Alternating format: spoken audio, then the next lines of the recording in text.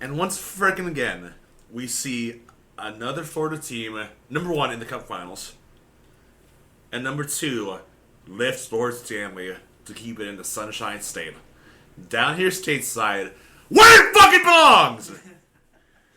4th time in the past 6 years, a Florida team has won the Stanley Cup. Can we just get somebody different? Like, I know I'm happy to keep it stateside, but let's do anybody else other than the state of Florida. Please. Let's get a break from Florida, from Edmonton, from Vegas always making the Final Four, from Dallas always making the Final Four. Was it the last 7 Cups? 8 Atlantic Division teams have represented in the Stanley Cup. You're like, wait a second. Where'd the 8th team come from? Yeah, we know. Tampa Bay, Montreal. Can't forget that one. Still the weirdest, format of... Yeah, it was just so... I mean, because just that whole North Division, making the Canadian division a whole separate from everybody else, was what screwed everything up and made it weird. Like, it's understandable because Canada is their own separate entity from the States.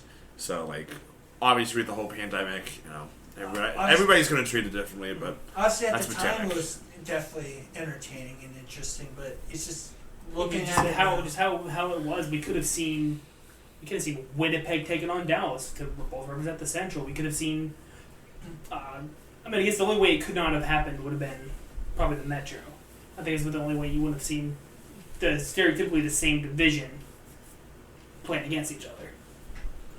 Which I don't know. Or you could have had maybe Pittsburgh, Carolina. I think Carolina might have been in the Central that year. yeah, they were. So you could have possibly seen Pittsburgh, Carolina, or Philly, Carolina. I know Philly, I think, was round robin. I think they were top 4 in the league that year. Yeah, they were top 4 in the East at the time. So, and either way, those are dark times. Those are dark times. So I think maybe in the West you may not have been able to see 2 from the same. Well, Pacific, you could have done Vancouver and then Vancouver and any of the California teams, or Vancouver, Vegas, any of those guys. It's very possible you could, and any division could have seen 2 from the same division playing, stereotypical same division in that Cup final. Yeah, last 6 years we've seen Tampa, Colorado, Vegas, now Florida. Yep. Each of the last 6 years, Florida has represented the Stanley Cup. So Florida did the opposite of Tampa Bay though. Tampa Bay went back to back and then lost their 3rd. Yep. Florida lost their 1st and now have gone back to back. So I wonder how they're going to end up doing next year. I think it all depends on how many of these guys they're able to bring back, how many guys re-sign, how many guys are gone. So I know they have a couple. I know Aaron Ekblad's going to be an unrestricted free agent. Also, Sam Bennett's going to be an unrestricted free agent. Brad Marchand. I'm not too sure about Seth Jones because I know he came over in the trade. I'm not too sure how much is left on his contract. I believe there's one more. Not, I don't think Barkov is yet. But no, I'm pretty sure there's at least one more on that team that's supposed to possibly be gone here. Seth Jones is good until the 29-30 season.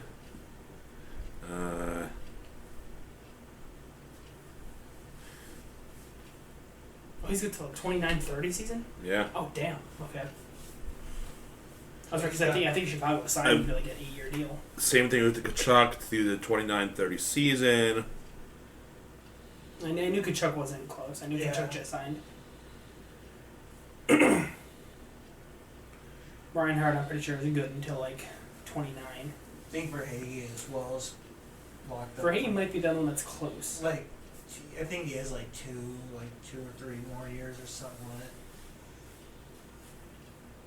If I'm guessing, but it was. Yeah, I know we already discussed this, but Ekblad. Sasha Barkov is on. He's under contract with the Panthers to the 2030-2031 season. Yeah, he must have just signed last year then, or 2 years ago, an 8-year deal or something. Okay, Ekblad. And he's starting to get older. He's 29, 30 years old. I'm sorry, no, I'm wrong. Yeah, through the 2029 season. Okay. Oh, excuse me. Yeah, Sam Bennett, I think they're probably going to do whatever they can to try to re-sign him. I think Bennett's going to try to... If not, I don't think we discussed this on recording last time, but I think we discussed this when we got together and watched, Game 4? When we came here and watched Game 4? I think Boston would be a good place for Sam Bennett. just that their type of play style, just the way they play the game. I think his style of play would fit in with Boston very, very well. And they're also going to have the room to fit him with all these guys that they lost at the deadline. You know who's going to be a UFA this year? Sergei Bobrovsky. That's okay. That is the other one. That's the other big name. Sergei Bobrovsky is obviously you got Vitek Vanacek as the number 2 right now, but again, he's no bomb. He's no bomb. You gotta re-sign him after the way he played this season's playoffs, man. In my opinion, I still think he deserved the consummate under Sam Bennett. Not only this year, but the past 3 years, the Panthers. No, not in the regular season, postseason, cup finals, whatever. Like he has played out of his fucking mind. I think he might have been out the first year against Vegas. I think that might have been why they lost. I could be wrong. I think that's why. I thought he was in there. Was he in there? I thought that's sure why they were having struggles because I'm pretty sure he was in there at one point. I knew he was hurt that year. I just at some point in the playoffs. I want to say that's when they had Spencer Knight in it. I want to say.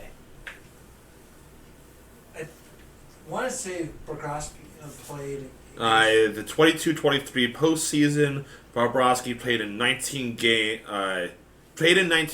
started 18 of them, and went 12-6. Okay, maybe he did start majority of them. I mean, and maybe he played that first. Maybe he was out for that finals. What I'm talking about. If he only played 12 games.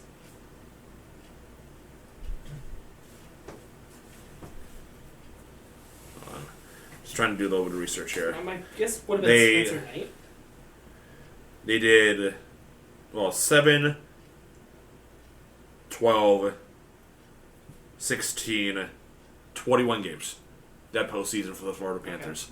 Because they had 7 against Boston in that big upset, 5 against Toronto, the sweep against Carolina, and then Game 5 against. So, like I said, 20. I forget now already. Who would have played the other couple? I just forgot it wasn't Spencer Knight. Who else would they have had that year? Obviously, Bobby Lou would have been long gone. He's been long gone. Oh man, Can't remember who they're at. I know they had one. Vanacek wasn't there yet. I think he might have been still in Washington. Damn, yeah, who did they have over there? I'm trying to think, but nothing's coming to mind.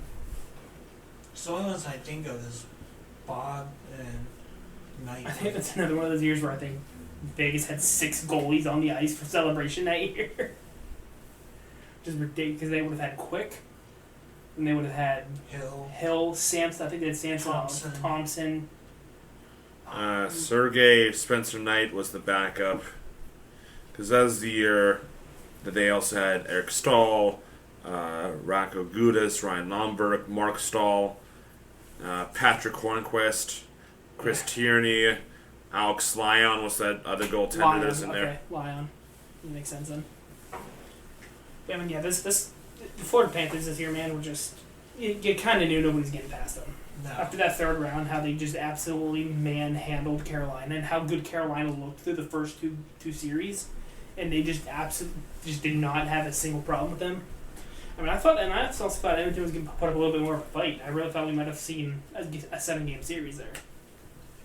But unfortunately, we didn't. They just did not show up. And just did not show up. Connor McDavid kind of very much did not show up in the finals this year.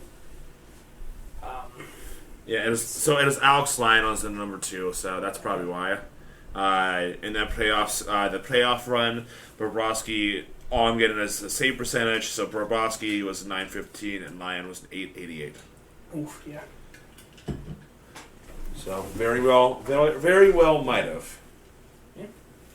But yeah, that's very, very upsetting now that the hockey season is officially over. Literally nothing to watch. No hockey whatsoever. No OHL, no minor leagues, no college hockey. Even the PWHL obviously ended about a month ago. We got nothing to watch right now, man. The only thing we got excited for is the draft this upcoming weekend, and then free agency the following Tuesday. That's about all we got for hockey content for a while, which also means this is the last episode officially of Season 5 of the Buckpuster Podcast, which is crazy to say. It literally feels like yesterday we recorded the last episode of season 1, and now here we are, 4 seasons later. Planning for season 6 coming up here, probably October time, and that's just insane to think. And it's funny to think like how much we've all grown over it. Yeah, man. We say it every year. I think we say it in every season finale, but just I wouldn't say professionalism. We're still very unprofessional, but it's when it comes to the way we speak and act around each other. It's definitely unprofessional. But I think the way we handle things, the way we go into each week trying to plan things, is definitely more planned out than it was. 9 out of 10 times, at least, we still have at least an idea of what we want to talk about going into an episode. Back then, we literally just would show up that night, wing it, do research an hour before we hit record, bullshit for an hour with the testing on, and then we'd finally start recording. It would take us, altogether, it would take us probably 3.5 to 4 hours to record an hour and 10-minute episode. Now, here we are.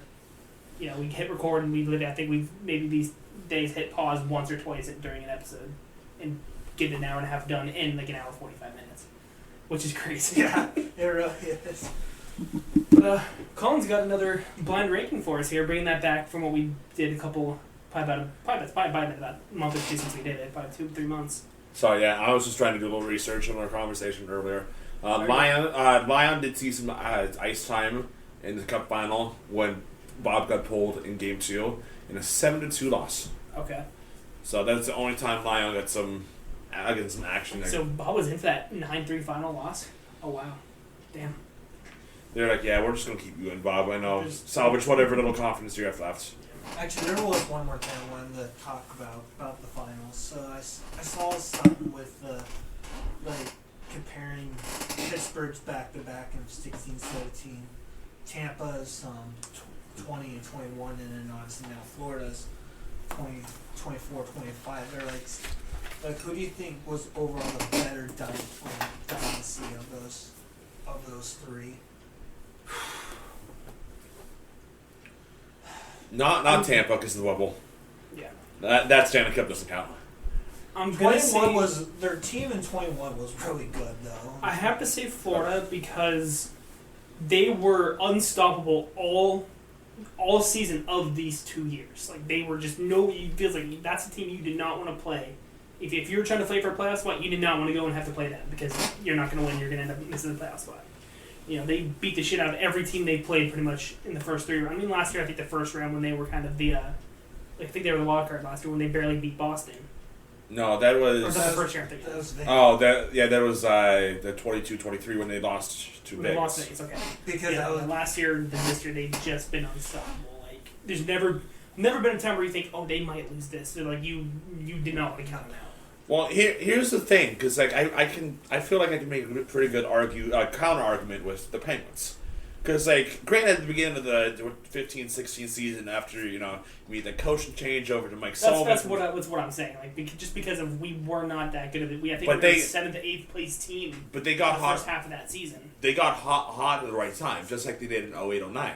They got hot at the right time. They picked up the right piece. Schultz, Hagman, Benino came in the beginning. All the Penguins need to do to be good is fire coach mid-season.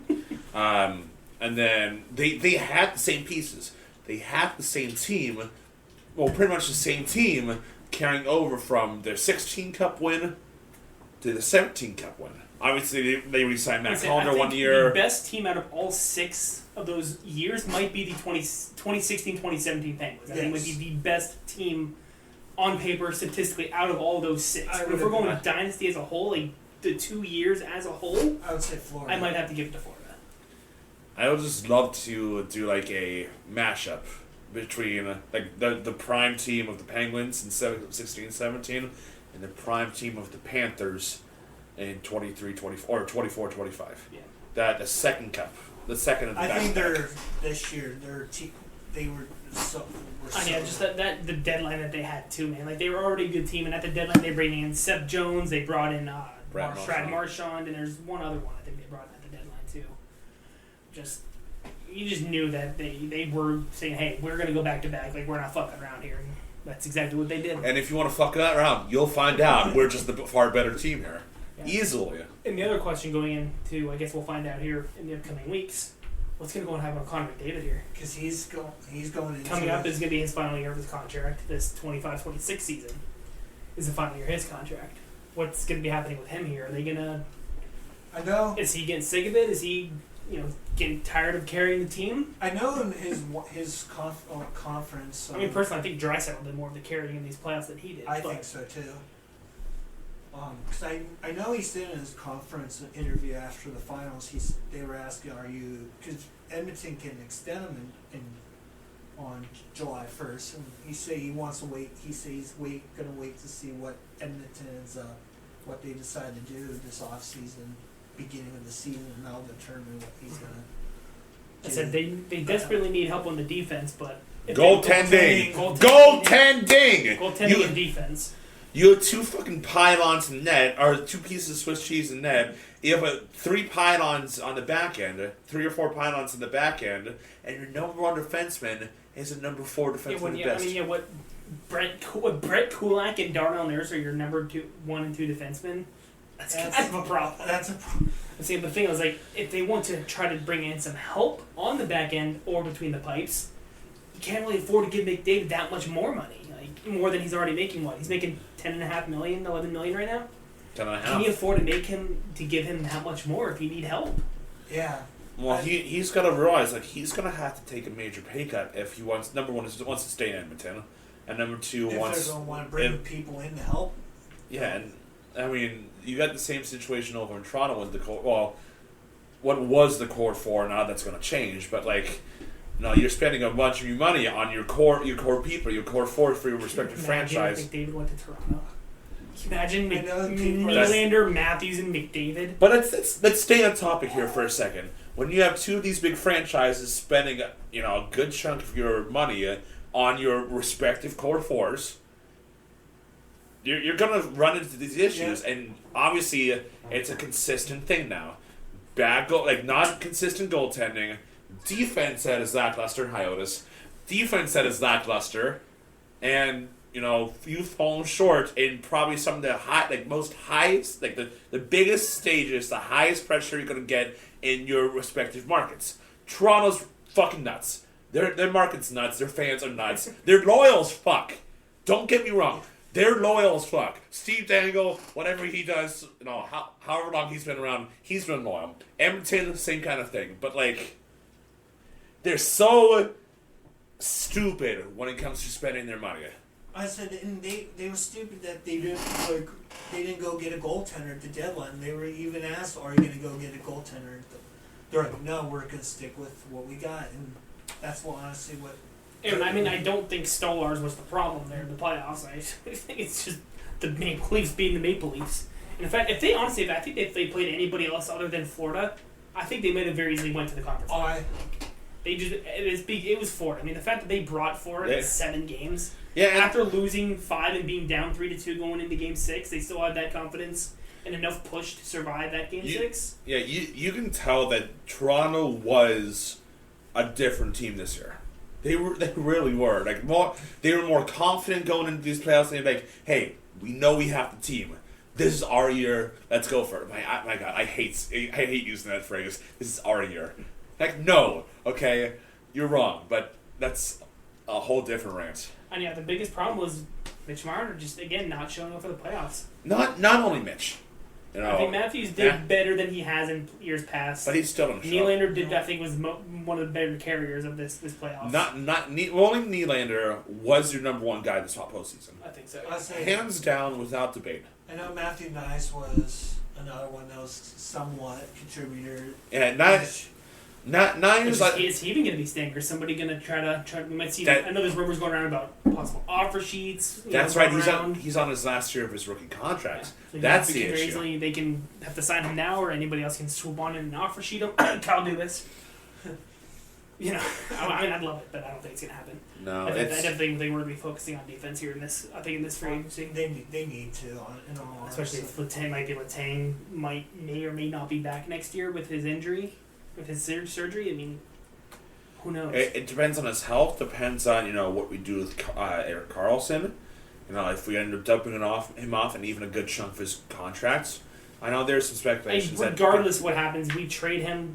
We're gonna have to retain him we are going to have to retain probably at least 25%. It's probably going to be 50, but it's going to be a minimum of retaining 25% of that salary. I mean, it's what, $10.5 million, making as much as McDavid, which is fucking ridiculous. For a 36 4 year old or 5 years ago, I said, hell yeah, he deserves that. But the last 2 years, what he's done with Pittsburgh, no. Anytime between the 15-16 season and I want to say the 22-23 season. It's like his first 1 or 2 years with San Jose, yeah. Like, yeah, sure, pay him the money that he deserves, but now he doesn't deserve it. And again, prove me wrong, Carlson. Like, go off and have a friggin' amazing year. Prove me wrong. I'm gonna keep using this. Like, in all, like most sports, that I consistently watch. Prove me wrong. I challenge you. Yeah. Make me look like a jackass. I'm open to it. Knock my ego down a couple pegs. Because right now it's on an all-time high. All right. Yeah, man, it's gonna be a very interesting free agency to say this year, especially. Florida's gonna be one of those teams to look at. Boston's gonna be one of those teams you want to watch. Pittsburgh, honestly, where it's going to be a team that's going to be in talks about who we can afford. Do you not agree? I'm sorry. Yeah, what do you got to say? Come here. Do you not agree with what I'm saying? What you got to say? Who do you think needs to help out this year? Cheer for your Cats, Otis. Like, yeah, we won. You're a Panthers fan now, aren't you? Who do you think needs some help in free agency, Otis? Oh, now you're fucking quiet. Now he doesn't know. Now he's put on the spot. He doesn't know. Your ego needs to be knocked out a couple pegs, huh? Yes, you want to talk. I haven't been proved wrong yet, so thank you. Yeah, very, very much right, honestly. Yeah, it's going to be interesting. I think the deadline, or once trades open up here, I think that honestly might be a little crazier to start than the deadline free agency might be. I think we're going to see a lot of big unexpected trades to happen. I mean, we've already seen a few trades go down. A couple of smaller ones, I know. Andre Burakovsky going over to Chicago is one of them. Mason Marshman going to Seattle. In Seattle, was that part of that trade? Or no. Yeah, it was between Dallas and Seattle. Okay. No, I was gonna say the Chicago-Seattle one going to Seattle's Joe Veleno. Eric Hall going to Nashville, I believe, was one I saw. Marshman. Hold on. The Marshman trade. Eric Halla going to Nashville. Yeah, so Nashville gets Eric Halla, Jersey receives Jeremy Hansel, and a fourth rounder in 25. Yeah. Which Hansel is one of them. He's like a 29-year-old guy. He's been pretty much spent his whole career in the AHL and hasn't really shown many signs of making it up. So Nashville really did not give up that much to bring in Eric Halla, who's 34, 35 now. Yeah. So, I mean, honestly, didn't give up that much for 35-year-old veteran help out that forward core that really struggled this past year, which we really thought Nashville was going to be a team to watch. I mean, who were the three names they brought in? What was it? Stevenson, Marchessault, and Stamkos, right? Yeah. And big disappointment that's definitely one of the biggest flops this year with Nashville. Just watch the one flop that I don't want to happen, but I can kind of see it happening. Is the Johnny Tays signing in fucking Winnipeg. That's going to be insane. Once that officially goes through, I know it's, 1 year, $2 million? Yeah, rumors are $1 million, anywhere between 1 year between $1 and $2 million. Nothing's been announced yet. I'm guessing upwards of $5.5 to $6 million worth of bonuses, depending on personal performance, overall Jets team performance. And depending on how postseason goes as well. So, that could be big for someone like your veteran experience in Jonathan Tays from one dynasty in that Chicago team in the early 2010s. I think if he plays at least 30 games, he gets $550,000, and then every 10 games that he plays up to 60, I think at least, is then another $550,000. And then playoffs, I think if they win the first round and he plays at least 50% of the games, it's another 550%. Same for second round and all the way to the finals. If he plays at least 50% of all those games, they make it all the way to the Cup final, and they win the Cup final, I think he wins another $1 million. It's something on the lines of thought I had it here somewhere. But either way, once it's officially done, said and done, dots the T's, dots the I's, crosses the T's. I almost said dots the T's and crosses the I's. Dots the I's, crosses the T's, plays for his hometown team, which would be nice. Maybe they'll get over the hump. Maybe Connor will actually, do good in the playoffs, all playoffs. But You know, he's almost as big of a choker as Austin Matthews. But prove me wrong! Connor? Austin Matthews. I thought you said No, Connor Hellebuyck. Oh, okay, I thought you were talking about McDavid. I'm like, we're talking about Winnipeg. No. Yeah, you heard Connor. It's just Yeah, Hellebuyck versus McDavid. I'm just used to hearing like Helly or Hellebuck. I'm not really used to hearing his Yeah. just his first name. I said Connor Hellebuyck. That's what I was like, oh, Connor did really well. No, he did. It's just goaltending have. Yeah. That seems like it's a pretty big, like a pretty consistent storyline this postseason. Is your goaltending is your number one factor? Well, as again, now you disagree again. How much playoff TV series you watch? That's what I thought. Yeah, exactly. Not as much as us. Like obviously, goaltending, screwed Edmonton over. Goaltending screwed Winnipeg over.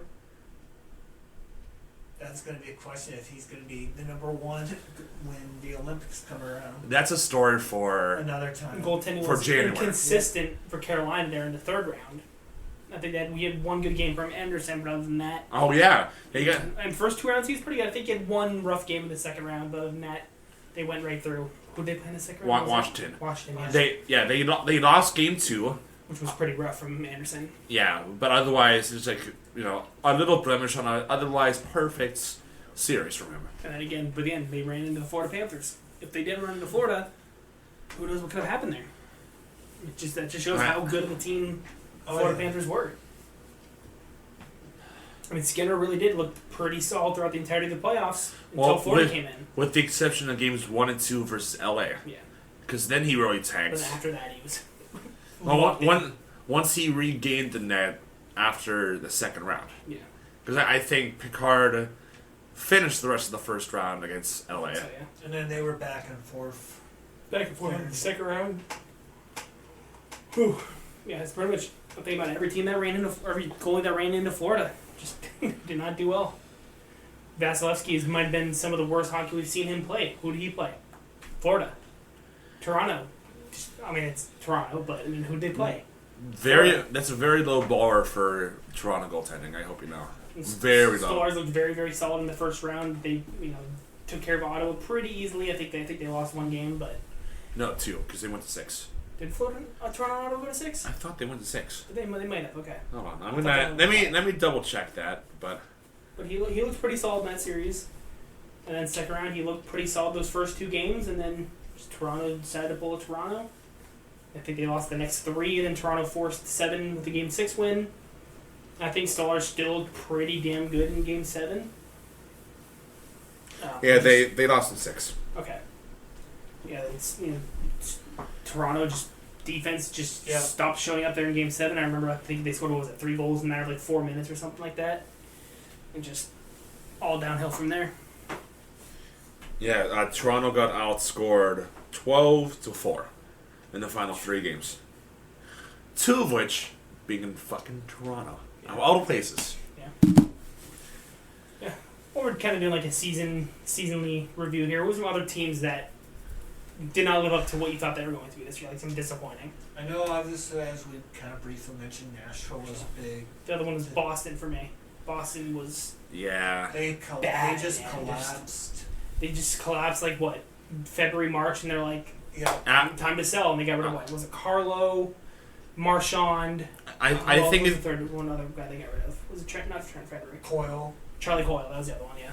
And then the injury to McAvoy during Four Nations definitely didn't help their cause. Makes me think. I know they're not talking about possibly shopping Swayman now. Like, just talk about just that downfall, man. Like, that one was more just out of nowhere. Like Nashville, I think from the beginning of the year they just did not have it. No, Boston started off decent and just fell off, man. Just horrible. I mean, last couple months of the season. Nashville, started like crap, and they did kind of level out a little bit after like the holiday break, the turn of the calendar year, but like they just weren't Nashville.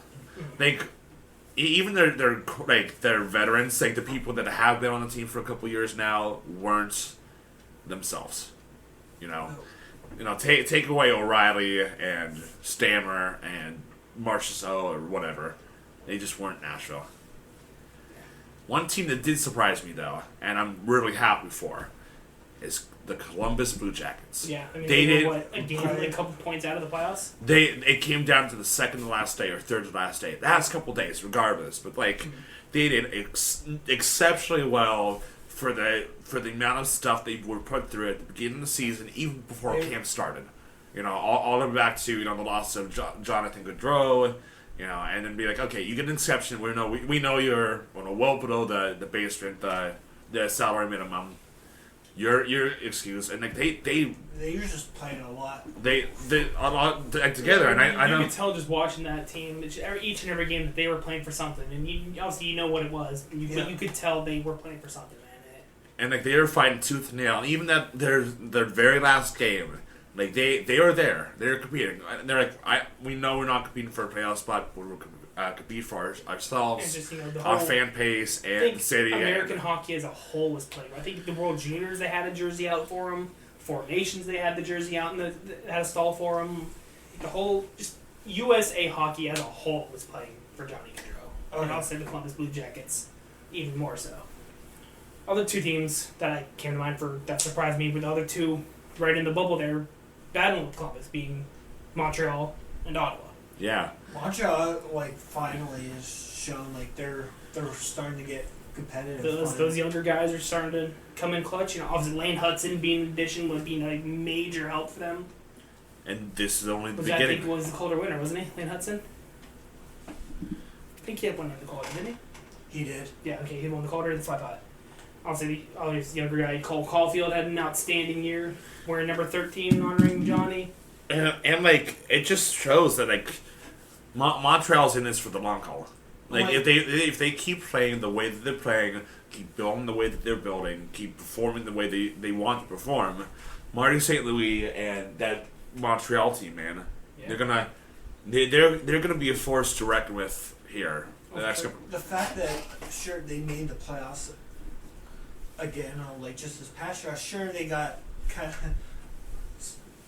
pretty much got screwed around by Washington, but that was just because with Washington getting into the young Canadians, they were just getting underneath the Caps or getting underneath their skin, but you could just tell that they're finally. I'm sorry, I'm just laughing at the fucking Tom Wilson picture that has floating around for a couple weeks there. Oh my god! I still love it. One other team going out west, one of the only West teams I think that surprised me that they did as well as they did was St. Louis. St. Louis did very, very well. I mean, I'll say the first round exit, but you brought the President's Trophy champions to 7 games, a double overtime. In Game 7. In 7 games, you blew a 2-goal lead with a minute and a half left. But, again, you brought the President Trophy winners to 7 games. I didn't expect St. Louis to be able to push 7. Which I think they were the last team to make it in, I believe. So yeah. I honestly you make it in last day, you win your last game, then squeeze into the playoffs. You're like, fuck, now we gotta play the President's Trophy champions. What did we just do to ourselves? But you still push them to 7 games. That game 7 between those two might have been the best game of the playoffs, man. Initially, I wasn't that excited. That was probably one of the few series I wasn't that excited for, but it ended up turned out to be one of the better ones. Yeah. And Jordan Binnington definitely had a resurgence, if you could say that, from his rookie season. And ever since 4 Nations was definitely that huge kick in the ass, for that confidence booster that he really needed. It's I think I'm good now. He played extremely, extremely well. He's part of the reason that they made it that far and that they even made the 7 games. I think honestly that's where the turning point was for St. Louis. 4 Nations. That's what the turning point for Jordan Binnington was. Yeah. Because right before that they were just mid, and the first thing that comes to mind are those 2 saves he made in the overtime in the 4 Nations final. Yeah. Just back-to-back shots. I think one was from Eichel, and the next one, I think it was a slapper from the blue line, so I don't remember who it would have been, but maybe Adam Fox or something. But just back-to-back saves, covered it, blew the whistle, off the face-off, took a slapper, made another sprawling glove save. And then I think it was 3 minutes later is when they moved down. McDavid scored the winner. Yeah, St. Louis is definitely the other one for me. I think it's going to future me bright for them next season for sure. Mm-hmm. They can play as well as they did the second half of last season all year. They have a chance to maybe take that division, honestly. It's going to be tough with teams like Dallas in there. You got Dallas, Colorado, Winnipeg, all that you got to run through. I mean, that's also a tough division. I mean, obviously not as tough as the Atlantic, but that's... Well, no, the Atlantic's starting to get weaker now. Oh. It's I would honestly say the Central might be up there for one of the best right now. Yeah, it's just... I don't know. You can make that argument which one's stronger, Central or Atlantic, but... because it was there for the longest time. It was the Metro. The Atlantic, the last few years, kind of took that away, and then now, obviously, as we mentioned, the Central is kind of been, I think, the most competitive. Sorry, the cat's on one right now. Am I gonna have to take hang that jersey a little bit high? I might have to hang 3 jerseys up a little bit higher if he's gonna be in here. Actually, no, they're probably just those, Joe. Do you guys happen to have your season predictions from the beginning of the year still saved? Oh, holy crap. I want to put these up and see just about how off we were. The only division line that was decent-ish was the Central. Other than that, I guess my Pacific was decent. Actually, my Pacific was really pretty good, actually. I actually still have it.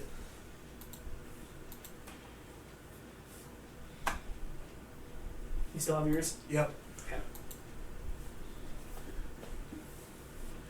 I'm guessing we'll go, like we always did, the West, and then go over to the Atlantic. Yeah. So who did you have Pacific in order from 1 to 8?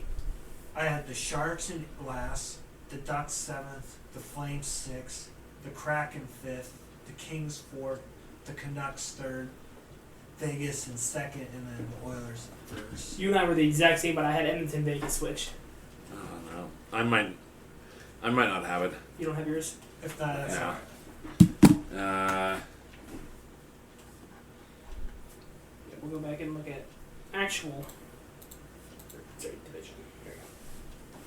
The Pacific was actually from 8 to 1 was San Jose, Kraken, Anaheim, Vancouver, Calgary, Edmonton, LA, Vegas. So I mean, my top 4 were pretty good, and then bottom 4 were pretty good, just a little bit swapped around.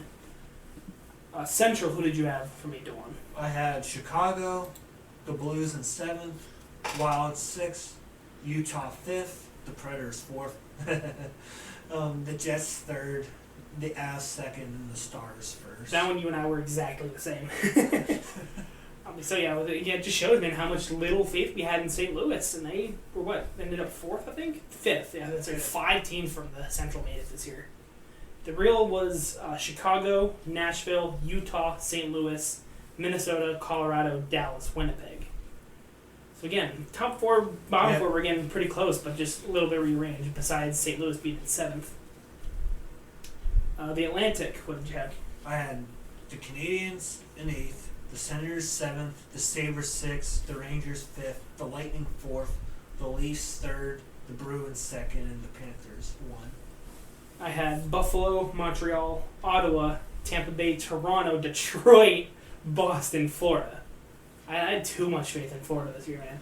I'm honestly, I'm kind of They were glad. close. They were only 5 points out of the playoffs this year. I mean, I'm kind of, even though I had Montreal 8th, I'm kind of glad they proved me. They kind of.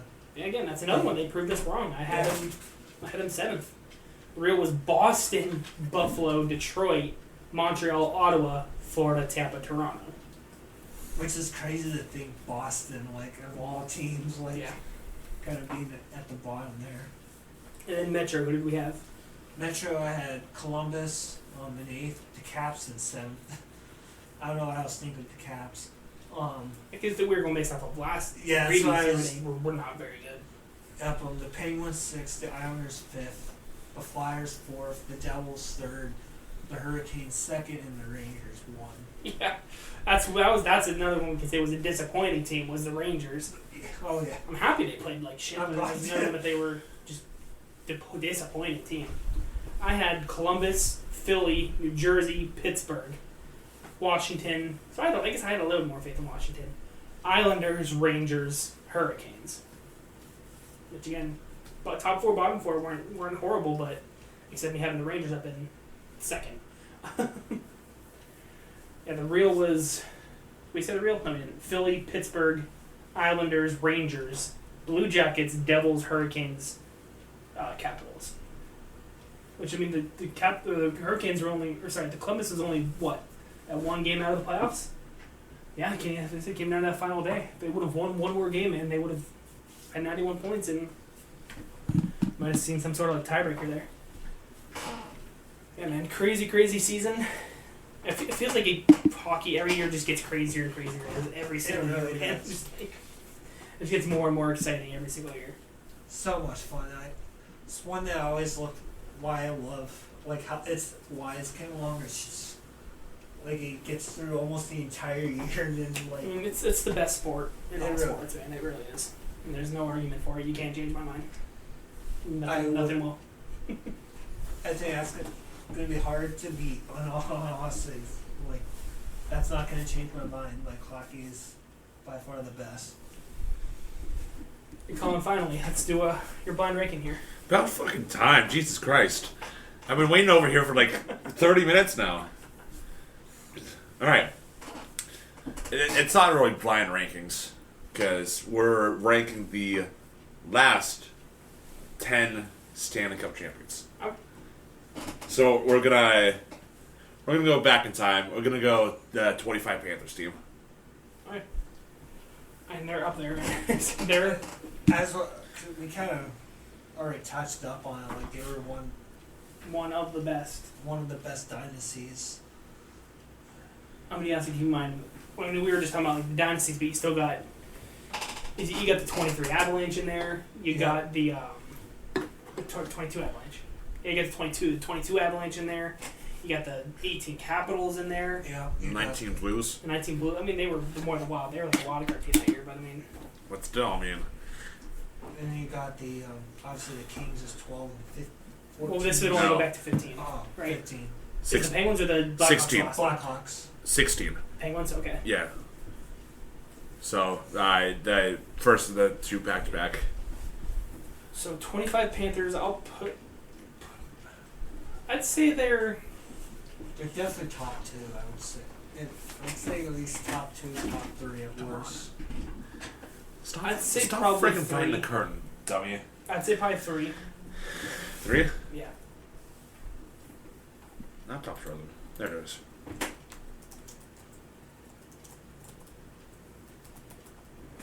Alright, obviously then the 24 Panthers.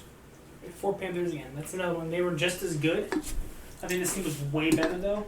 I think the 25 team was much better. Yeah. I'd probably put this one maybe down 6 or 7. But what do we do? Which 6 or 7? What do we have? I'd say 7. By 7? Okay.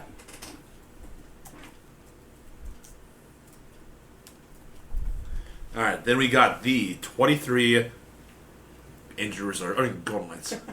That's a really good team though, man. That's a really good team too.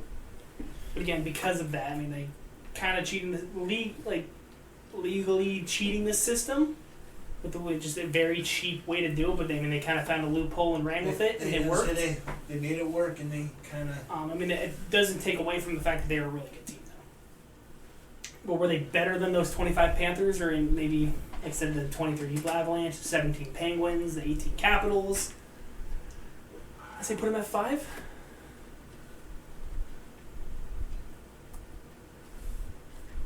Yeah. 5? Okay. Did we say 7 for the 24 Panthers? Yeah. Oh, sorry. Yeah, so I thought I was like, wait a second.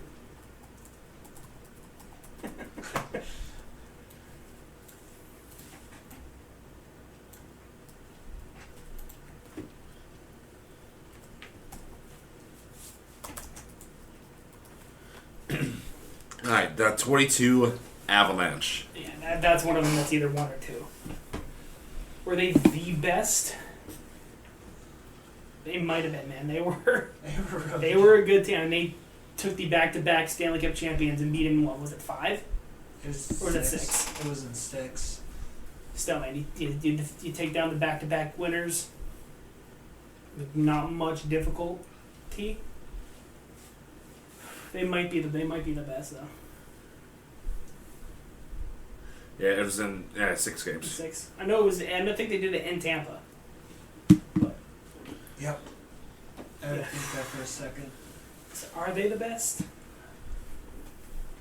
I'd say they might be. I'd say no worse than 4, but I would definitely say at least top they might 2 be the for best. sure.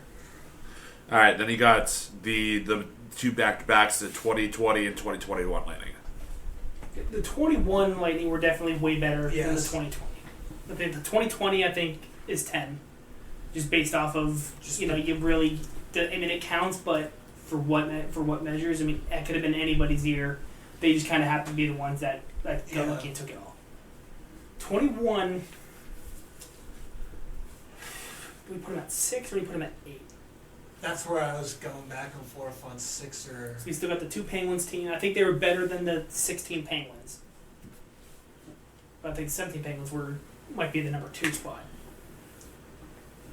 You're really putting the 18 Caps below that. I think yeah, they'd be a good 4 spot.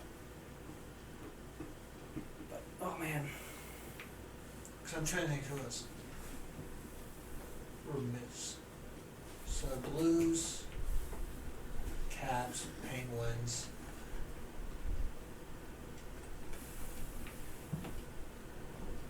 man, this is tougher than I thought. So the 21 Bullets, I think put them at 8. Yeah. I think 8. Yeah. Then obviously you got the 19 Blues. I'd put those probably at about... That'd be the 6.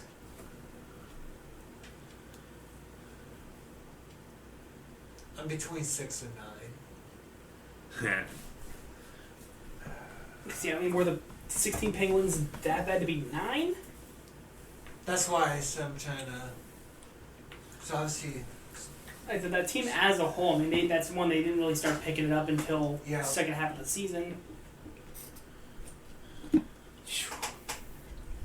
Yeah, That's why I'm back and forth. Do we want to put... regardless, we're going to get called biased for putting Penguins in the top 2, but...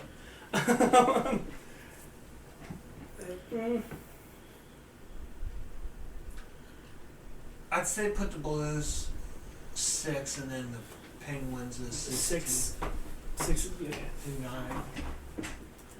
So the 18 Caps would be 4 then? Yeah. And the 17 Pens 2? Yeah, I think that's pretty fair. And yeah, there was no beating, or 18 Caps. Tom. No, sorry. Yeah, there was no beating that 17 Pens team. No, man. I mean, we were just unstoppable that year. That's Malkin playing some of the best hockey he'd ever played. Rookie Gensel playing, like a young Gensel. He's still playing just as good. But Gensel was on fire. Crosby did really well the first 3 rounds. And we love Crosby, but he never shows up in the finals. You can't say he does. I mean, goaltending tandem of prime Matt Murray and obviously prime Marc-Andre Fleury.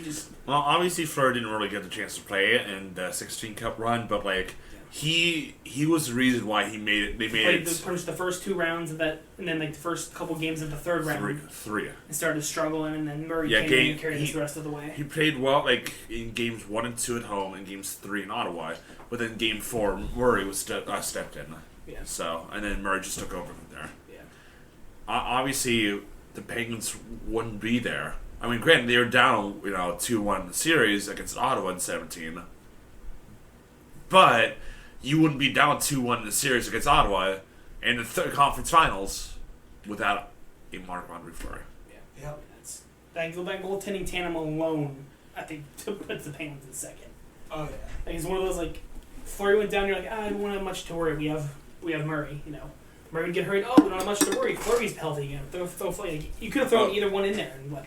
We weren't worried. Not many teams, well, not just good, but any team, period, can say, oh, you have a 1A, 1B goaltender. You can play anyone any given night. You know you have a solid goaltender. Just like back in the day when you had Prime Crosby, Brian Malkin, you were 1A, 1B centerman. Oh no, one of us matched up against their top defensive pair, and that's it. The other team only has one good defensive pair. Your other centerman can stand up and be like, okay, I am your leader now, damn it. Yeah. I will lead the way. You scared the shit out of them. Come here, Bubba. Marc-Andre Fleury, from the time I was 12, 13, 14 years old, I was defending him just constantly. My dad was one of those, when Fleury had that kind of rough stretch where he wasn't the best from, 2011 to 2014, 2015. Yeah, he wasn't his best. He definitely wasn't as good as he was his early days, and then his last, his 15 to 20. The dark ages, as I like to call them. You got the injury years between Crosby and Malkin. You got the rotating cast of characters in the bottom six, You were kind of in between the two identities of... You got the prime Bilesma days, and then you got the prime Sullivan days. Those two... When I was, when I was that age, my dad was one of those big, Fleury sucks now, he sucks now, we gotta get rid of him, his time's done, it's time to get rid of him. I was like, we suck. Our team sucks. Give him time. He's going to come back around. He's sure enough, the best goalie we've ever seen in our franchise. For a reason. And since Tom Brasso. So here we go 3 years later, he goes back-to-back. For a reason. So, and almost went 3 in a row with a different team for the third year. But, fell short too. That fourth, the 18 caps, Should have been a part of that 23 Knights team, but that's how it happened. They decided to say fuck you. Yeah, let's not talk about that right now, okay? I'm still a little bit salty for good reasons. How they treated him, That's the only. Hey, we know you're the face of the franchise for a couple years. We know made up for them. Minnesota treated him very, very well. You can't really say that they treated him well around. He wasn't there long enough. He wasn't. You're like, hey, you're a great locker room presence. Hey, you can be a great leader, but we're not going to use you for that long. Yeah. Minnesota was like, come here, we will treat you like king. That they did. Just his whole farewell tour this season, man, was just so emotional. Oh man, just so tough. It's tough to say, man. Just I don't know hockey without Marc-Andre Fleury playing. Literally, I just saw. No matter what team he plays for, I don't remember hockey without Marc-Andre Fleury being at least on the bench or on the ice. Because as of recording Sunday, June 22nd, they did a rewind. The Penguins did a rewind on the 21st. They did a rewind that, back 22 years ago. Yet on the 21st, it was when they officially drafted Marc-Andre Fleury. I would have been 3 years old when he was drafted. By the time he started seeing real good ice time, would have been 2005, 2006 when Crosby came in. Keep in mind, 9 more days, he will be under NHL contracts. 9 more days, he would be considered a professional. Sign with the Pittsburgh Penguins. One day, officially retire as a Pittsburgh Penguin. Join our front office, be an assistant goaltender's coach. I think we signed one, but I don't care. Be an assistant goalie's coach. But come to the front. Just be that locker room presence. Every locker room needs one. Yep. I don't care who the frick it is. Who it is in any other locker room. Be the Zamboni driver, and then maybe you can come in and be the emergency goaltender at some point. No, just watch. It's gonna be a game against Philadelphia in Pittsburgh, and he's gonna have to suit up in that fucking ugly ass orange and black. Go be the Zamboni driver for the Wilkes-Barre Scranton Penguins. The emergency. Emergency. But he can be the 42-year-old Zamboni driver. Number 29, Marc. They already have a jersey for him. They wouldn't even need to make another jersey. Again, if Kyle Dubas is smart, he would do this. He would do it. I hope he fucking hears me down in Pittsburgh, wherever he lives. He would do this for the goodness of Pittsburgh's soul, for the every sports franchise in Pittsburgh, as good or as shit as they are.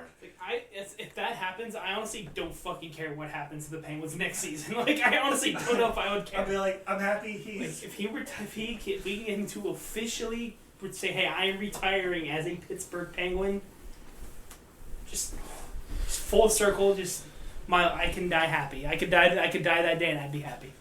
But, man, the whole season, for last game in Pittsburgh, they did something for him. I think his last game in Vegas, they did something for him. His last game in Montreal, they did something for him.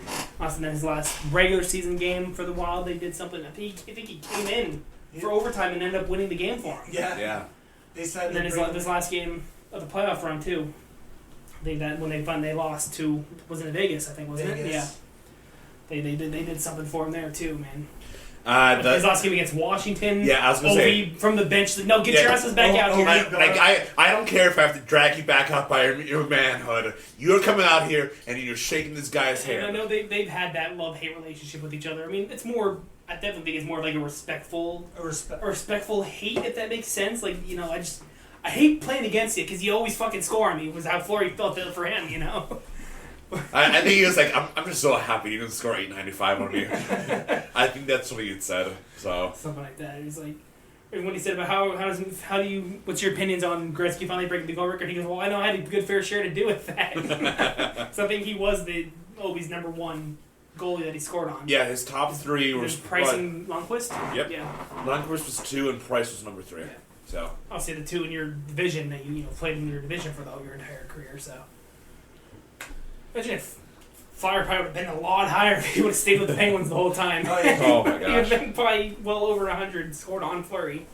I think it was like 80-something or 70-something, 80-something he scored against Fleury. I don't remember. It was quite a few.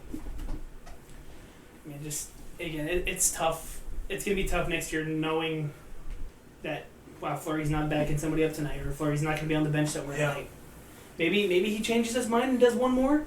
Who knows? We've seen Tom Brady do it, but it was just like watching Fleury, like just highlights and just watching him. It's just it always put a smile on my face, like seeing like just. Fleury. I mean, I still get chills from that 2009 last second sprawling save against Nick Lidstrom of all people. That's to this day is probably my favorite Fleury save, and to this day still. Is my favorite Fleury save. He even said that he had a big old bruise the size of a puck on his chest, like right, I don't know, his lower right chest. After that, yeah. Yeah. Like it's Nick Lidstrom. That was probably a good 90-something mile an hour slap shot from the point from one there. side of the crease to the other, just doing. That's still to this day that call from Doc Emmerich calling it too, just. Chills, man, just unbelievable. And everybody on the bench was like, "Oh God, Flower, please fucking get over." Just get over. Bill Guerin was like, "Oh God, it's Lidstrom." Shit. It's like, yeah, I remember just like watching that like DVD documentary of that. It's like they're just watching like every second. It just feels like every second felt like hours ticking off of that clock. And you have the final face-off with like 8 seconds left. Then Lidstrom gets the puck. 6.5. And I think Rafalski might have, Rafalski gets it over to Lidstrom, and then you're like, oh, fuck, it's Lidstrom. I mean, that could have been, who knows, again, who knows what happens if he scores that goal? Mm-hmm. Who knows? Obviously that goes to overtime. Does Detroit go back-to-back again and win that year? Is Marc-Andre Fleury considered one of the greats if he lets that goal in, Yeah. It's crazy to think, man.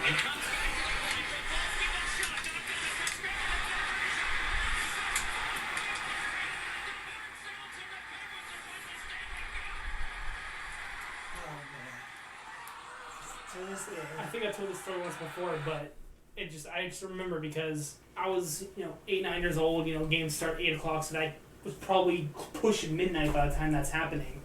But it was summer. We were done with school, but I still wasn't allowed to stay up that late.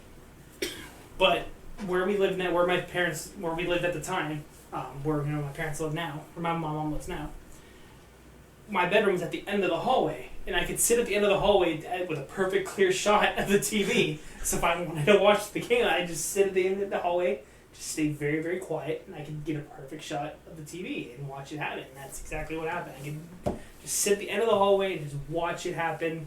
And just try to silently cheer. I think I let out a little bit too loud of a cheer. My dad looks around the corner and I'm sitting there in the hallway like, yeah! I actually remember I was just sitting in the middle of where I was living at the time with my mom, sitting in the middle of the floor, watching him, just like this. I'm like, come on. After, I'm like, I jump up, yes. We had just moved into that this house where we were at. So we were the Steelers Super Bowl a couple months prior. we were at a different place, and I wasn't able to do that, but I was allowed to stay for that one because the Super Bowl would end by like 10 o'clock. I was allowed to stay for that one. Another funny story about that one. This is going off topic because it's not hockey, but it's the last episode of the season. It's just bullshit. This is Super Bowl, Super Bowl 43, Steelers Cardinals, obviously. Still we all know. Incredible. Larry Fitzgerald takes that touchdown to the house with like 2.5 minutes left. I remember my dad, I think he almost fractured his wrist because he punched the couch so fucking hard when that happened, thinking the game was over. Obviously, Ben Roethlisberger does, final last 2-minute drive of the game. Ben Roethlisberger things, goes down and wins it for us. I was going to say, I think mine was, my almost, got kicked out of the house was the 2017 double OT winner. Cooney scored. How loud you were being for it? Or yeah, I see that knuckler going. It's like 11:30, 12 midnight, and it was double overtime, so it was probably pushing like 12:31. Yeah, and watching it down on the living room from my parents' place. They're seeing on this high, so talk like this, it echoes. Yeah. But everybody was in bed.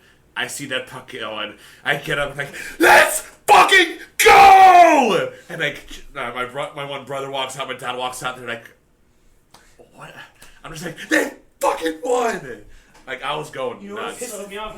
I stayed up. I was laying on the couch watching the game, and I fucking fell asleep, so I fucking missed it. So I just woke up and there was the post game, them sitting at the table just talking about it. And I was like, bitch. It was kind of funny, similar to with Collins, because where I'm living at now, my house is not soundproof. I can hear anything. I can hear the neighbors, TV or the hallways, when the door opens or whatever. My mom went to bed. I'm it was late at night too. And I screamed to her, let's go. I'm she's like, what? It's it's quiet. I'm like, sorry, Penguins are going. I just then I remember, I was sorry, Penguins are just going for the Stanley Cup Finals. Then I remember screaming pretty loudly with Horny's go-ahead goal in Game 6 of the finals that same year, so got pretty loud for that one. I remember too. So it was just it was wait, holy fuck, that went in! Everybody was shocked. Nobody knew it went in. Off the backside. Horny was the only one that knew it went in. Off the backside of Rene, off the post. I think it was off the post, off his back, and he just kind of backed it into the net. And I know it was controversial because then I think it was a minute into the second period, the one that ref lost sight of right behind Murray, but it was still free. Yeah, and they were able to poke it in, but he blew the whistle just before them. Yeah, because he lost sight. That's the rule, though. He loses sight of the puck, you blow the whistle. Yeah. That's the rule. I think the unfortunate thing was the ref was still in the corner versus he should have been behind the net. He should have been following the puck. Yeah. Yeah, he should have been directly behind the net watching. Which I 100% understand why Predators fans to this day are still pissed off about it, because it's rightfully so. I get it. It would have pissed me off too if I was in their shoes. I'm not taking that away from you. It just sorry. That shit happen. Mistakes happen. That's just, how it is. That's what it is. Okay, let's do our final puck doku of the season. Totally on the wrong profile here. I'm on my personal versus the professional. All right. Well, what we at? Just about an hour, a little longer. All right, easy peasy. Puck doku. So going across through the columns, we have the Ducks, the Golden Knights, and 30+ points in a season. And for the rows, we have CBJ, Detroit, and Buffalo. So we got either Tuck or Eichel. We got. Well, right off the bat, we're just talking about him. Got to put Johnny Gaudreau, Columbus, 30+ points. Yeah,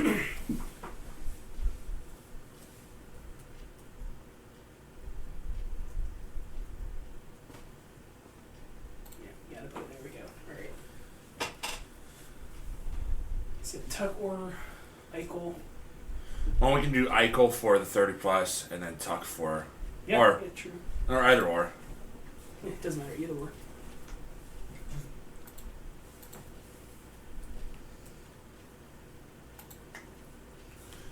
1%. Oh, David Perron for Red Wings Vegas. Yeah.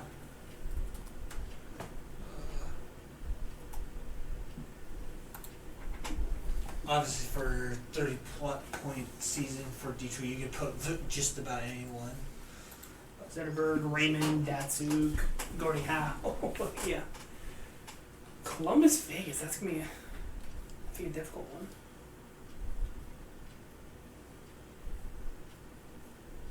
Jonathan Quick, no. Technically, but he never played a game for Columbus. Points for credit. I mean, Blue Jackets legend. He's getting his banner next year, man. Return his jersey next year. No, dude. Not Gavrikov. I think he's in LA, isn't he? Yeah, I was gonna say.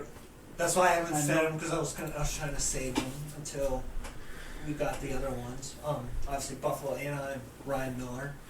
Ville Husso for Anaheim, Detroit. Didn't Ville Husso play in Detroit? Anaheim.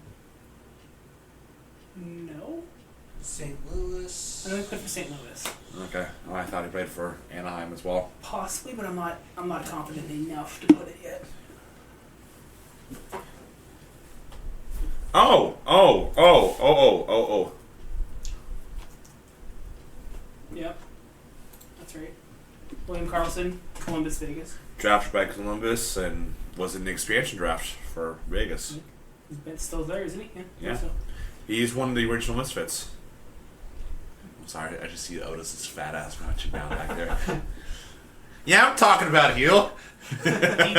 Detroit, Anaheim. Columbus, Anaheim. Oh, man. Ooh.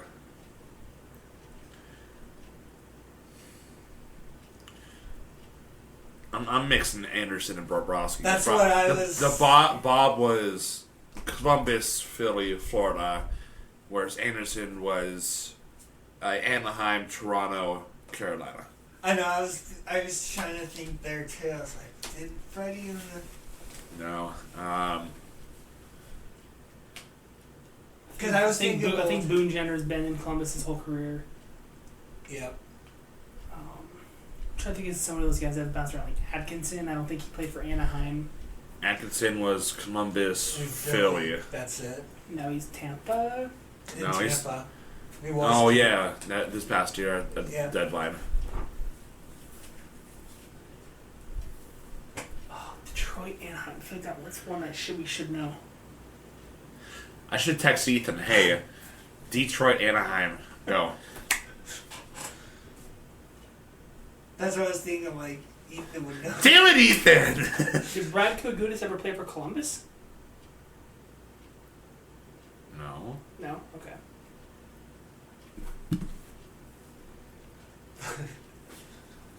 I'm text Ethan right now. I'm gonna do you one better.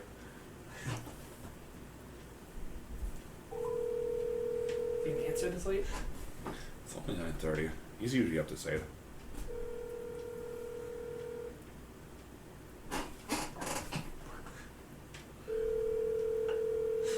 Maybe.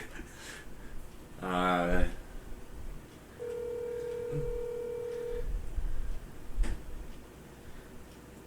don't think he's gonna pick up. Damn. I'd hang up, don't leak his number. So I'm like, thank you for calling. Watch, as soon as we're done, he's gonna call me back. Oh, really? At least it was possible. Like, I don't remember if he played Anaheim or not. Like, early, like, before St. Louis. What about Gots to be here? She got his pair. No, I think he was Philly. Philly, Detroit, Carolina, I believe. And then Kevin Shitmister. I'm sorry, I can only think of Ethan's nicknames now. Was he ever on? I think he. Columbus? Oh, I was thinking Detroit.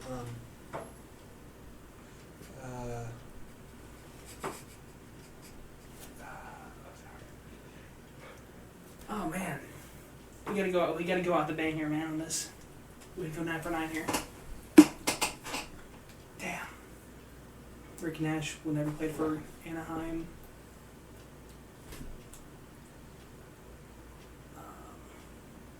I'm thinking there's a goalie here somewhere. Who's play for? Damn. You got other players like Alex Ion, Peter Mrazek. I don't think Jack Talbot ever played for James Anaheim. Reimer's been around, been a journeyman. Reimer's definitely Detroit, but I can't remember. Oh, was he Anaheim? Yeah, that's Oh. Because I know he's been out west. That might be. I don't know, though. I'm trying to picture James Reimer in the Ducks uniform. Jack Campbell's Toronto, Edmonton, well, he hasn't played a game in Detroit yet, but he's in their system.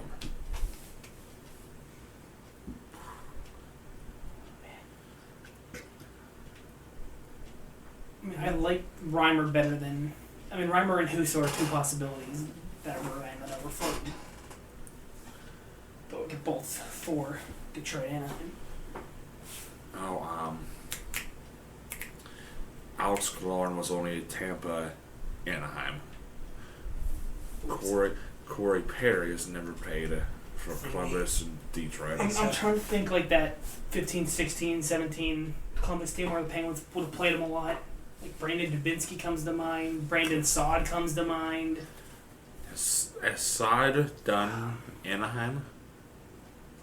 I know he's played out west quite a bit, but has he done Anaheim specifically? I don't know.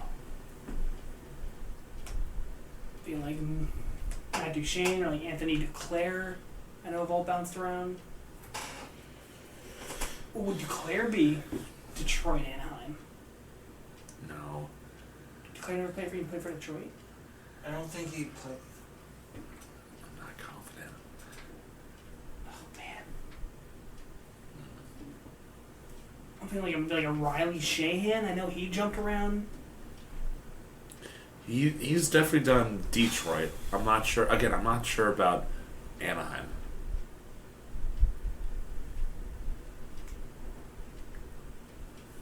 Oh my God. Man. I mean, that's my best guess I can come up with right now is Riley Shahan.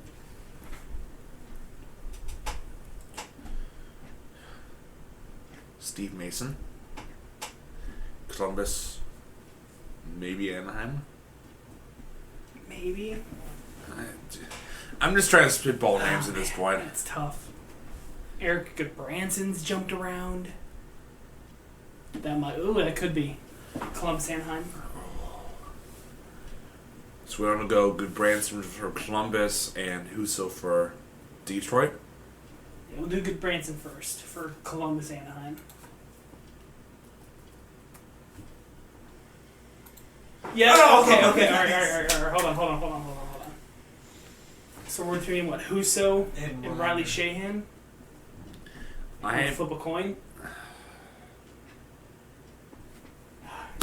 Heads is Shahan, tails is Husso. Flip a coin. We didn't even decide who's who. I said heads is Shahan. All right, if it's 2 out of 3, it's tails. So flip again. Heads. Okay. Flip again. Tails. All right. So Philly Husso is the lock-in.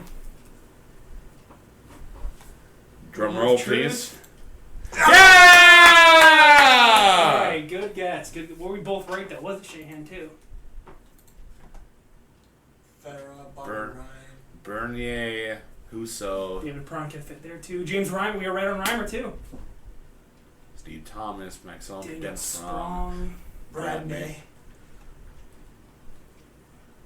Good thing we went. Okay, I am not seeing Carter Rowney. Zach Est. When did Eston play for Detroit? What?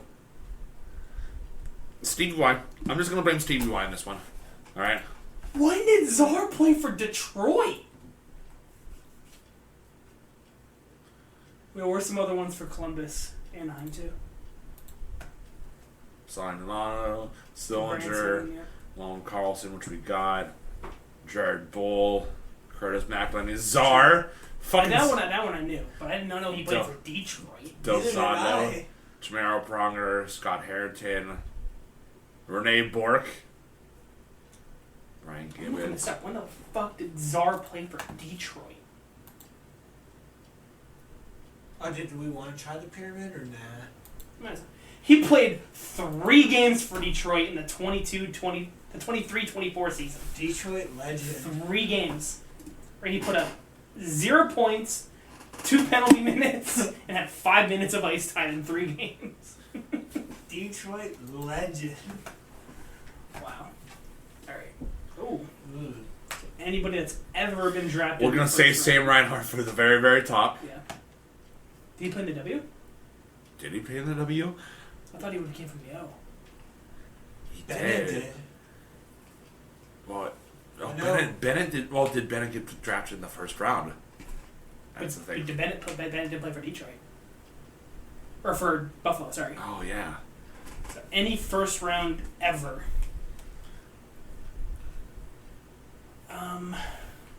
Let's just go Mario Lemieux.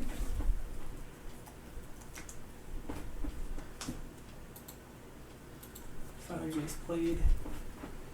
Yager. 30-goal season. Crosby. Yeah. I was just about to start typing that in. Alright, so we'll be here. First round, 500 games played, 30 plus goal seasons. We could just do Jack Eichel. Has he played 500 games yet? He was drafted number He's 2 drafted second McDavid. overall. To McDavid, if McDavid played, Yeah, true. I was gonna say, McDavid almost had a foul. I mean, Eichel hasn't had that many injuries. Okay. Okay, so who would this last one be? Where did Reinhardt play?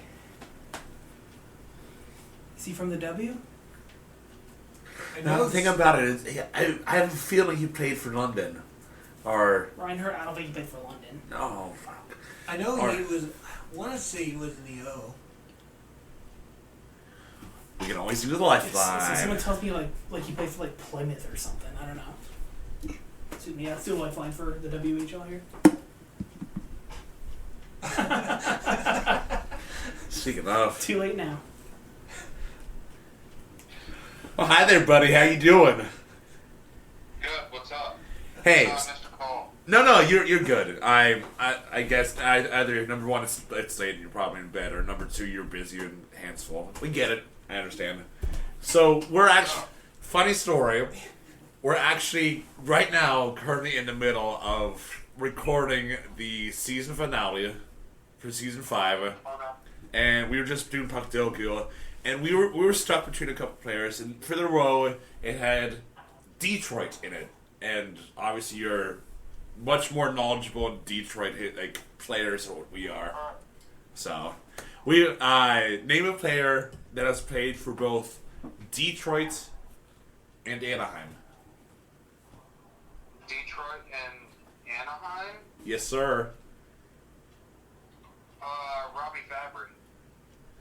Was he one of them? He was one of them. Yeah. He was- So yeah, you're currently on speakerphone with the rest of the gentlemen here in the studio. So What did we end up going with? Who's that, right? yeah, we went with Billy Huso, which was correct, but Fabry was also correct. So Yeah. yeah, we were struggling. Like, I know who to call. our Detroit pro man. Yeah. We appreciate it, man. Yeah. You got anything else to say before the end of the season? Before we wrap it up here on this call? No. Just. I'm happy season 5 went well, and.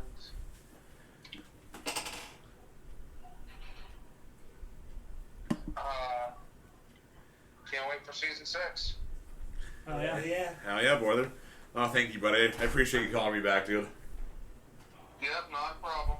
All right, see you later, buddy. See ya. Hell yeah, man. Hell yeah. At least he called before we ended recording. Yeah. Okay, so yeah, this is a lifeline here for the WHL. Do 50-50 or fill in the blank? Let's do 50-50, make it difficult. Let us earn it here. Just Skinner or... Oh yeah, it might be Skinner, because they both played. But which one's for all? No, Kane, because Vander Kane played for London, didn't he? You're thinking of Patrick Kane. Oh yeah. Yeah. Oh, Jiffy, which one of those played in the Oh, Skinner did play in the O. Skinner played in the O? Yeah. So this one would be Vander Kane? Yep. And then top one would be Sam Reinhart, right? It would have to be then. I can't think of anybody else. Right? I think it has to be Sam Reinhart. Yeah, okay. Easy peasy. And Stu Barnes. That's a name I haven't heard in about 11 years. Michael Reinhardt, Briere, Pat LaFontaine, Dave Andrewchuk, LaFontaine, Briere, Thomas Hall, Vanek, Taylor Hall, Brad Boys. Alex Tuck, Skinner. All right. Yeah, hell yeah. And for the last time this season, Hurdle. Sure, let's do it. We're on high.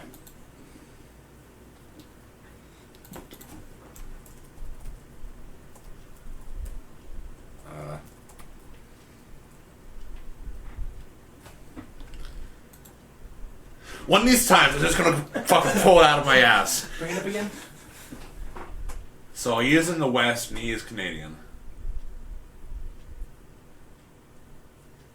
I was thinking maybe like a Mark Scheifele.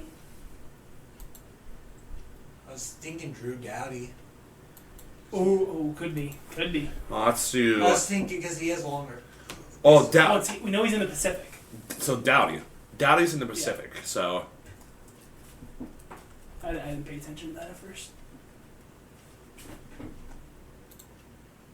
Okay, it's the Canadian defenseman. His number is like 5 or below, so that's no. 5, 6. Oh, 5, 6, or 7 for his number.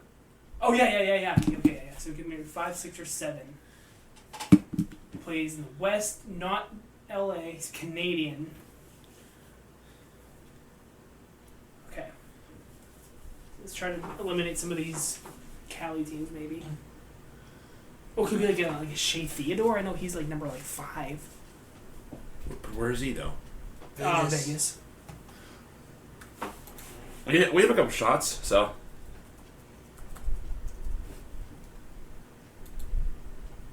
Vegas. He's 27. I was a little off. Either way, we're in Vegas. He's a defenseman on Vegas who wears 5, 6, or 7. Ivan Barbashev's Russian. I think he's forward too. Okay. Trying to think of other defensemen over there. I'm just shouting out players with the low numbers. Eichel's 9. Kessel was the last one to wear number 8. Yeah. Trying to think of Petriangelo? That's what I was trying to 27. 27. I was trying to And he's No, old. it's Theodore's 27. Or So I think Petergelo's 7. but how old is he? How old is he? That's really the key factor. We can try. I think he's like 30, 31. He'd be right on that. Oh, I guess it would Well, say that's- 29 or older. Well, we can try. Yeah. I don't think it is, but it's PIE. Okay, he's 35. Damn. So his number's 5 or 6. 5 or 6. It's not like Keegan Colstar, right? He's a forward. Yeah, he's a forward, and his number's 55. It's not like Nick Waugh. I think he's a forward, and I think he's like number 10. Yeah. Damn it, my Vegas jersey isn't out to date. Nicholas Hag. I think he's from Vegas. What is? Dang. We're gonna get this fucking wrong. I'm gonna be so mad. It's Canadian defenseman on Vegas. Like we have that much in 3. His number's either 5 or 6. Oh man.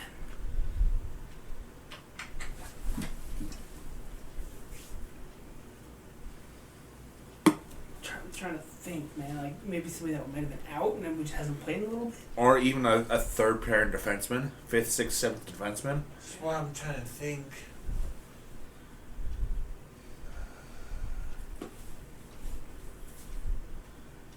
Odie, do you have anything to say? No? Okay, cool. Thanks, Bubba.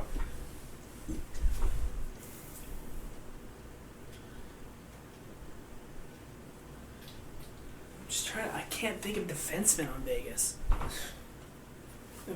Peter Jello and Theodore were the only two that I had in mind. Like Nick Waugh and Nick Hag. I want to say Nick Hag's his name, but I don't know what he... Well, hell. Hague.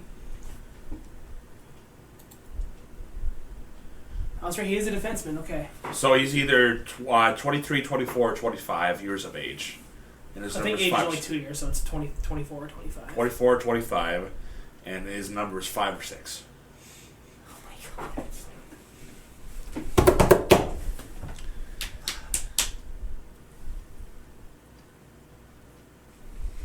He's younger. It's not like Matt Amodio. No, I'm pretty sure he's a forward. Plus you? I don't think it's Nicholas Waugh or Nicholas Roy. I think that's how you say it. I'm pretty sure he's a forward. Now, hold on.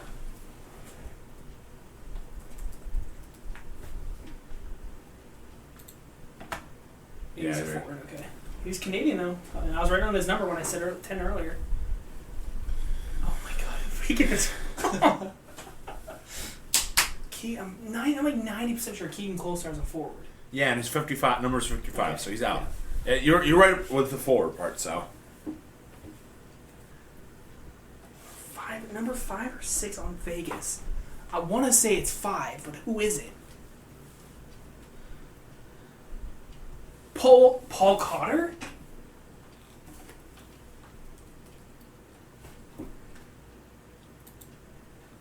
Oh, he's on Jersey now?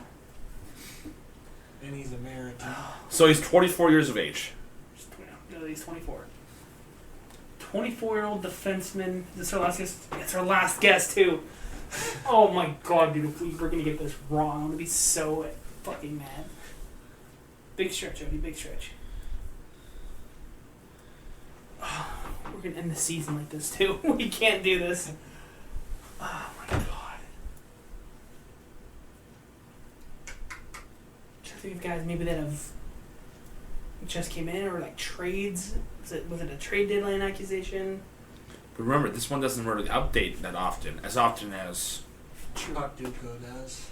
I think it's gotten better because I could have sworn Cotter played for Vegas the league this year. I can look that up because we already guessed him. I want to say Cotter played really this year.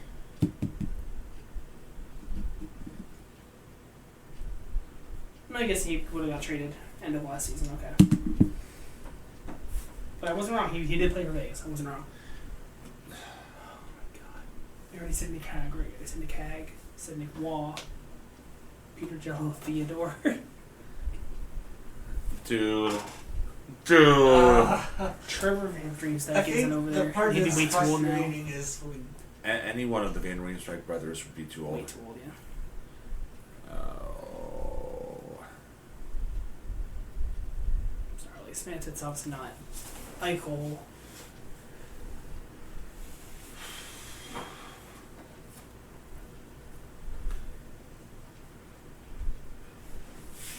Don't think it's Matt. Again, I don't think it's Matt Amodio. I'm like pretty sure he's a forward. He's like 24, 21, something like that. His number.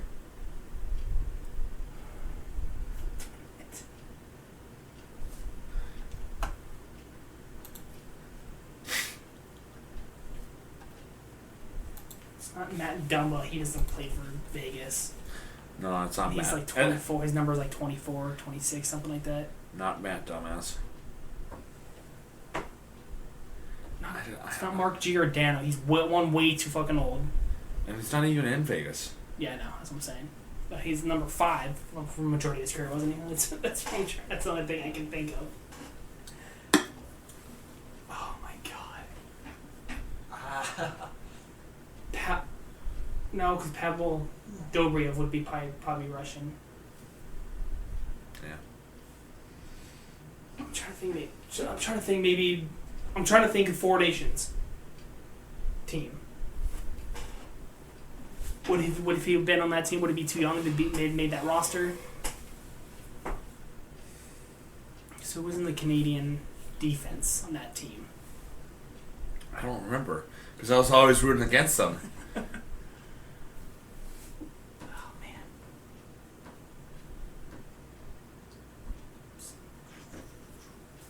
I'm thinking number 5, but who is it? Oh, man. I don't know. It's so depressing. We're such a good start. How do you spell that, madam?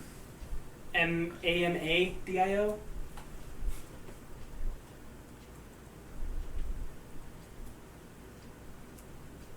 Try that again. I'm sorry. Amadio? M-A. Michael Amodio right there.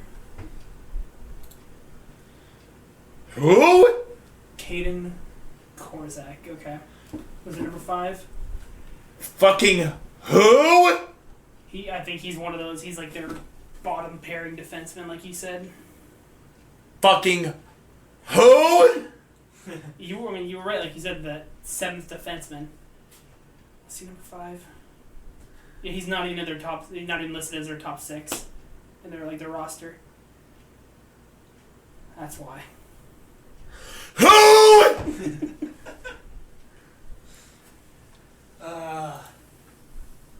We're doing so good too. Yeah, who the hell's gonna guess that? I mean, no offense, dude, but who the fuck's gonna guess that? Is he listed on their roster? He is listed on their roster on the app. Oh, he only played 13 games. No, this is us. Oh, okay. He played 40 games, only had 10 assists. Did he even play in the playoffs? He played 1 game in the playoffs, that's why. I wouldn't have guessed it. Even if I would have thought of that name, I don't think I would have guessed him to be Canadian. Nope. Who?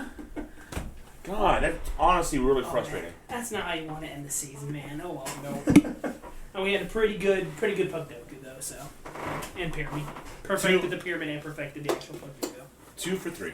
So, can't really be too upset Not about bad. We'll take that. We'll take Not that. bad. But yeah, that about does it for season 5. While you guys say whatever remarks you need to say, I'll be back 1 second. So let's keep rolling, right? Yeah, let Colin sneak his way out of here. My juicy self out of here. But yeah, 5 seasons of this, man, is just... That's hard to believe. We're now at almost 4,000 total downloads and listeners, whatever. I don't know exactly how it all works. I can bring up the exact number here. Yeah, what do you got to say, Jeffy? This has been another great season, which is hard to believe. Like Wakasa, 5 seasons into it all. Like it feels like just yesterday we were just starting season 1. But that tells you how time flies. Yeah, all time we're at 3857. That's just download. So I have no idea what we'd be for all time listens, but that is just downloads. 3857. Which that is up 130% in the last 30 days. We've seen 177 in the last 30 days. Ever since going to Apple Podcasts and expanding, Chrome alone we've had 62%. Amazon and Apple Podcasts each 6%. So expanding is probably the best thing we did there. We're getting a lot more listeners on those platforms. So Yes. crazy man. Like I said, it feels like yesterday we were wrapping up season 1. You'd be like, I'm gonna miss this, which I do miss it. I mean, it's nice to have that off time. Much as you love hockey, I still love to talk. I'll still talk about hockey day in, day out, every single day, 24 hours a day. Oh yeah, But I can't tell how often I'm talking with coworkers at work. I'm always talking. I mean, I don't have many coworkers that like hockey, so everybody at my work is more football. Now, do you have anything to say, Otis? No. Come on, one final time. This might be your last time to be vocal on here. Well, that's a bad thing to say. No. I don't know. But this is going to be your last time for a while. You got anything to say? No. You just want to... at least September, October. Yeah. No? Yeah. As I know, we got a lot of exciting things coming up here very soon, and that. Obviously, excited for season 6. Season 6, we got the draft coming up. We got free agency coming up. Which again, we might do an episode, very short, 20-minute, 30-minute episode. Mid-July to recap any. If there's a lot of big trades. Again, it all depends on how many signings there are, how many trades there are to discuss. I think we did it in season 2 and 3. I don't think we did it after season 4. So I guess we'll wait and see if we do it after season 5 here. Again, it just all depends on how much does go on in this off season. So maybe even wait to give it a full month. Maybe wait till the end of July, and then we'll come together and see what we want to do. So then, first episode of season 6 isn't 3.5 hours long. Yeah, Come that together I think that just about does now. it. Copyright. I think that wraps up season 5. Oh yeah.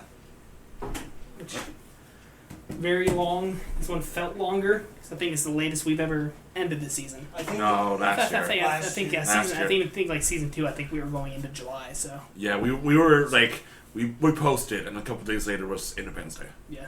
So we're a week earlier than last year. So thank Christ. It's time for a break, boys. As I said, as much as I love talking hockey, as much as I love doing this, not every week, but bi-weekly or as much as we do it, a break is good. Everybody needs that break. It's going to be nice to have it. A lot of discussions to be had, so yeah, thank you guys so much. Like we said, almost 4,000 total all-time downloads across all platforms. Again, expanding to, posting on YouTube now, Amazon Music, Apple Podcasts, probably the best thing we've done because we have, I think, gone up almost well over 1,000 this season alone. So, which is insane.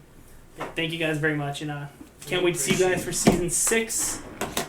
I would say keep an eye on our social medias, but again, like you said, this is probably gonna be the one-off season. We are not going to promise anything. It's probably gonna be a very, very quiet off season for us. Quietest off season we're gonna have since between seasons 1 and 2. Probably since maybe end of July we'll recap everything that happened. Again, we'll come together. We'll see what happens with that. Maybe we'll post something whether we are going to or not with that. But yeah, that about does it. And thank you guys. We will call it there. Yeah, thank you guys. See ya.